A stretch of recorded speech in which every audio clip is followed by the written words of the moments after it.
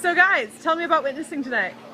Well, the last conversation we just had was probably the best one I've had tonight. Mainly because the guy was a really thoughtful. He was in high school, sophomore in high school, but he's a really thoughtful guy, an atheist. And at first he wasn't really interested in talking. He's like, "Well, you don't really want to talk to me. I'm an atheist." But I was like, "Actually, I'd really like to hear what you have to say about this." So then he started talking about things, and he was talking about like wanting his life to matter and count and have change and like make progress. And so we were able to push him to like think about how those things don't square with his worldview of atheism. Because atheism says nothing matters, nothing counts, nothing's good, and you can't make any progress. And so a lot of the conversation was me like pushing him to the point of, you told me earlier, like you think religion's holding back the world and we can make progress, and that's a good thing. But you're telling me now that you don't believe that actually is true. That's just something you're pretending to feel good about yourself. And so we worked through a lot of arguments for God, presuppositional argument, cosmological argument, just things like, things exist, therefore, like an order exists, therefore the watchmaker, of course.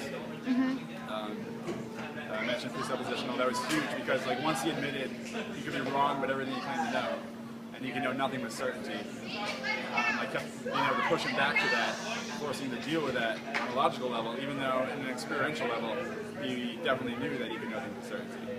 And so I was able to use that to show him in Christianity we can, all these things you feel inside actually square with what the Bible tells us. And so he was very resistant, but he was willing to talk, willing to listen. And as the conversation progressed, he got a little more flustered, a little more real with us, and got to the point where I could see that in his expressions that he was getting a little shaken up and definitely thinking about these things. And we offered him a Bible. We encouraged him to take the Gospel of John at the end. And he was pretty eager to read it. And he said, "You guys have really caused me to think about some things. I want to read this and see what it says." We were definitely able to connect with him.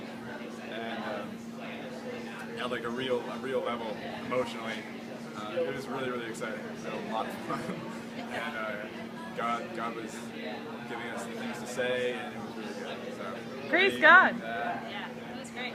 No, it was just exciting. I mean, said that all a lot of totally tracking with this guy, just pulling from the right things to kind of counter what he was saying. And I noticed a couple times his friend too was tuning in. He had his headphones in, but every once in a while I could see, he was looking over and he was kind of nodding, and so I was just praying I didn't say much. It was exciting. It was really, really exciting, and we're going to be praying for him because God's going to do something there.